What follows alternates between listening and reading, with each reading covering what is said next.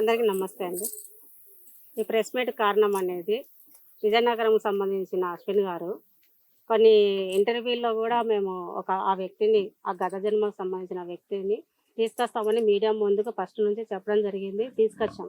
తీసుకొచ్చిన తర్వాత కూడా ఎవరో ఒక వ్యక్తిని తీసుకొని వచ్చి పాప మీద ట్రోలింగ్ చేశారు.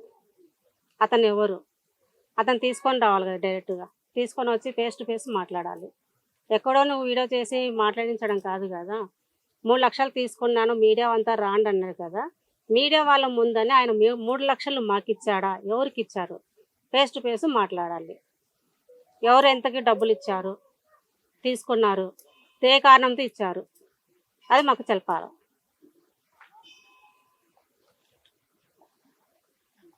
సో మొత్తానికి ఈ రోజు మీరు ప్రెస్ మీట్ పెట్టడానికి మీ పాపకు ఒక వీడియో బయటికి రావడం వల్లనే మీరు ఈరోజు ప్రెస్ మీట్ పెట్టారు. మరి వాళ్ళకు చెల్లెలు కావచ్చు, వాళ్ళ భార్యల మీద కావచ్చు, వాళ్ళ అక్క చెల్లెల మీద ఎవరి మీద కూడా మేము కూడా ఇట్లా ట్రోల్ చేస్తే కనుక అతనుకు ఎలా ఉంటది? ఇప్పుడు ఆడపిల్లే కదా వాళ్ళు కూడా. ఒక వ్యక్తి అనే వాళ్ళు మిమ్మల్ని ట్రోల్ చేస్తున్నారంటే మీరు జెన్యూన్ అయితే ఎవరు ట్రోల్ చేయరు. మీరు ఇప్పటివరకు మీడియాలో తిరుగుతున్నా కూడా సో భవిత మీద కరెక్ట్ గా తీసుకొచ్చినటువంటి ఒక ప్రూఫ్ చూపించండి. ఒక వీడియో అయినా కావచ్చు, ఒక రికార్డింగ్ అయినా కావచ్చు. సో మీరు ఏదైనా విజయనగరం వెళ్ళినా కూడా అక్కడికి సంబంధించినటువంటి వ్యక్తులు మీతో మాట్లాడినట్టుగా ఓన్లీ రికార్డింగ్ అంటే వీడియోస్ అంటే మేము ఫస్ట్ స్టార్టింగ్ లో వెళ్ళినప్పుడు ఇవన్నీ జరుగుతాయని మేము కూడా అనుకోలే కదా. ఇంతవరకు వస్తుంది అంటే కనుక మేము అప్పుడే వీడియో తీసుకొని లేదంటే సైలెంట్ గానే ఒక కెమెరా తీసుకొని పోయి ఆయనతో మేము మాట్లాడేటప్పుడు వీడియో తీసుకునిందేమో. వీడియో తీసుకోలేనప్పుడు మాకు ఎట్లా తెలుస్తుంది?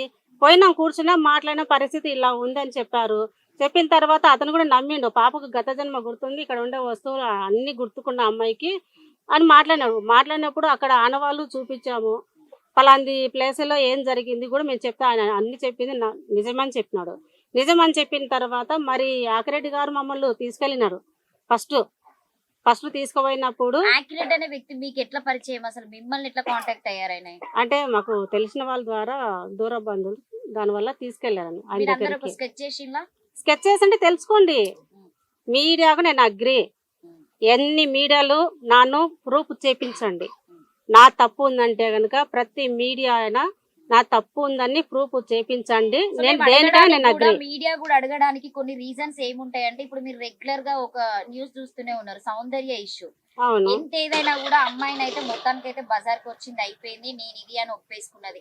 రేపటి దినాన భవిత భవిష్యత్తు కూడా అట్లా కాదని మీరు ఎట్లా అనుకుంటారు? మీ పాపను అంతగానం ఎందుకు ఇట్లా సపోర్ట్ చేసుకుంటా మీడియా ముందుకు వచ్చుకున్నారు? ఆమె చదువు సపోర్ట్ చేయడానికి ఇది మేము దేవుడు వస్తున్నాడు, మాకు పూనకాలు పూడుతున్నాయి అని మేము చెప్పలేదు. కూడా మీరు మునియకపోయినా కూడా ఆమె అయితే కనిపిస్తుంది, నేను పోతున్నా కనిపిస్తుంది అంటే గనక మేము కోరుకునింది ఒక్కటే, మీడియాకు వచ్చింది సపోర్ట్, వచ్చింది ప్రజలు సపోర్ట్ కావడానికి.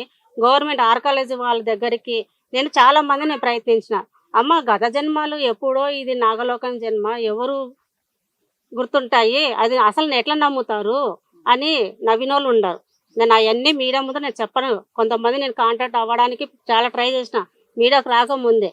ఎందుకంటే ఆర్ కాలేజ్ వాళ్ళ కాడికి వెళ్ళాలన్నా అతను 8 నెలలు తిరిగాము, ఆయన దగ్గరికి మాట్లాడాము.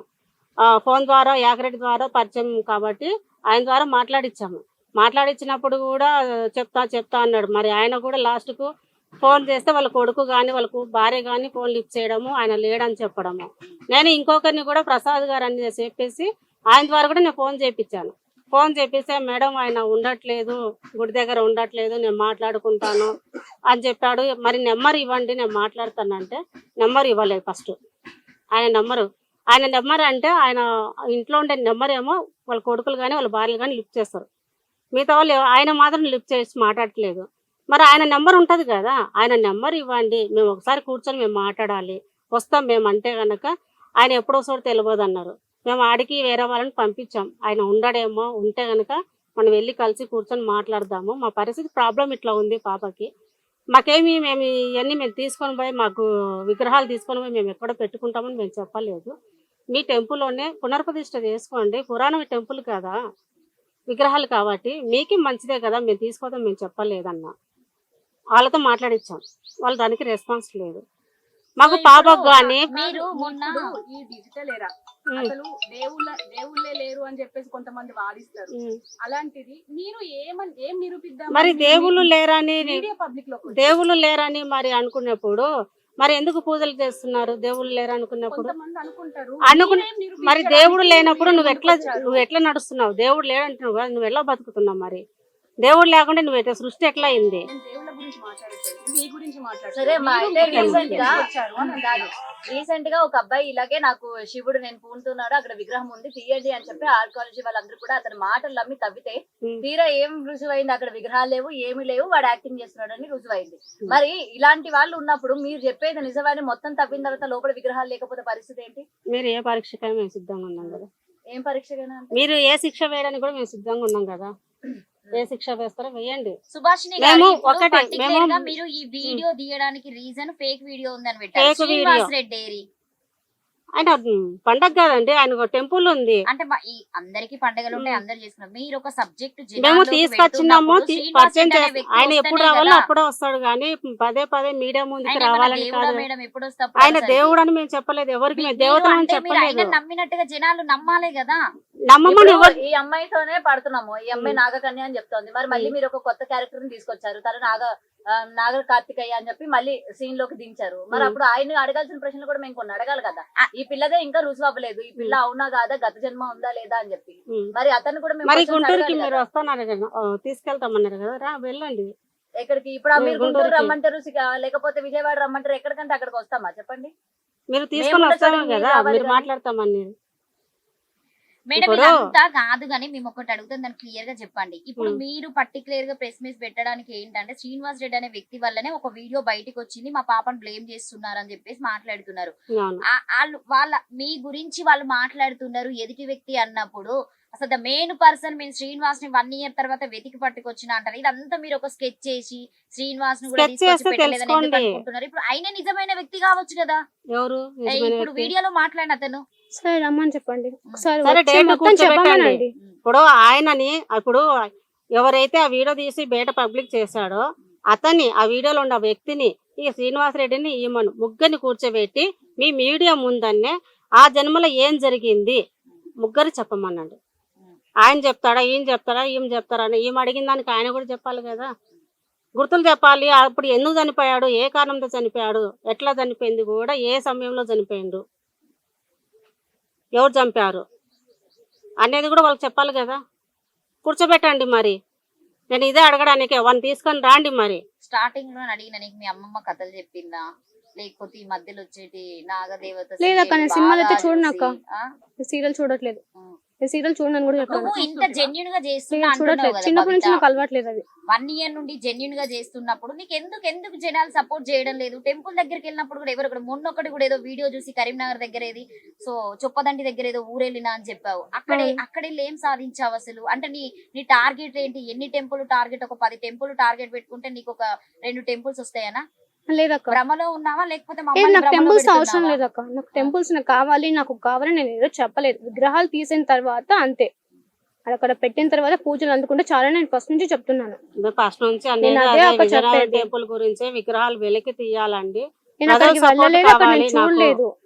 ముందైతే నేను వెళ్ళలేదు. మరి అక్కడికి ఆర్కాలజీ వెళ్ళిన వాళ్ళు తర్వాత డిపార్ట్మెంట్ వరకు పోవాలనేదే మాది. శ్రీనివాస్ అంతే. గారు ఇచ్చినటువంటి ఇంటర్వ్యూస్ ప్రతి ఒక్కరిని చూసి ఆయన ఏం సబ్జెక్ట్ చెప్పాడు అసలు? ఏం మాట్లాడాడు అతను జనాలకి? నువ్వు చెప్పిన దాని విధానంలో ఆయన ఏం సబ్జెక్ట్ ఇచ్చాడు? సబ్జెక్ట్ ఏం లేదు అక్క. అప్పుడు సంబంధించిన నేను కొన్ని అడిగాను, అసలు ఎలా చనిపోయాము, అసలు మనం దేనికోసం పుట్టామని అడిగాను అక్క. అడిగితే కనుక దానికి సమాధానం చెప్పాడు కరెక్ట్ గా. అప్పుడు ఏమేమి జరిగిందో మొత్తం అన్ని చెప్పాడు. ఒకవేళ అతను ఫేక్ అవుతే కనుక అతను ప్రతిదీ ఎలా చెప్పగలిగాడు? నీ ఇంటర్వ్యూలో నువ్వు చెప్పిన ఆయన చెప్పొచ్చేమో కదా కొంచెం అటు. కానీ నేను మొత్తం చెప్పలేదు కదా. ఏ ఎలా చనిపోయానో నేను చెప్పలేదు. ప్రతిదీ మేము ఎలా చనిపోయింది, ఎలా దేనికోసం జరిగింది అని చనిపోయినా కూడా నేను చెప్పలేదు చెప్పలేదు. కదా. ఇంటర్వ్యూలు అన్ని చెక్ చేసుకోండి. సుభాషిణి ఎక్కడైనా గారు proof. ఒకటి ఏంటంటే ఇప్పుడు శ్రీనివాస్ రెడ్డి అనే వ్యక్తి ఈమెకు ఒక గురువుగా వచ్చినటువంటి వ్యక్తిని ఇప్పుడు లవర్ గా మేము గురువు అని మేము చూపెట్టిరని చెప్పలేదు. మేము అనుకుంటున్నాం. మేము గురువు అని మరి మేము మీరేం ఎక్కడ చెప్తారు? చెప్పాలా? మేము గురువు అని మేము చెప్పలేదు. బబిత చెప్పింది ఎప్పుడు ఫస్ట్ నాగోలోకానికి గురువు అన్నాడు, ఈమెకు గురువు అని చెప్పలే కదా. నాగోలోకానికి ఆయన గురువు, ఈమె కాదని ఈమెకు నాకు గురువు అని ఈమె చెప్పలే కదా. నాగలోకం అంటే ఎట్లుంటది బబిత నాకు చెప్పు. నేను ఇప్పటి వరకు ఆ లోకాన్ని చూడలే, నాకు ఈ హైదరాబాదే తెలుస్తలేదు. నాగోలోకానికి పాతాళ లోకంలో ఉంటుంది అక్క. చెప్పనీయండి. పాతాళ లోకంలో ఉంటుంది. పాతాళ లోకం అంటే ఏంటి? హ్మ్? పాతాళ లోకం అంటే ఏంటి? పాతాళ లోకం పాతాళ లోకం కాదురా, పాతాళ లోకం. పాతాళ లోకం అంటే భూలోకము. భూలోకం కింద, మన భూమి కింద ఉంటుంది.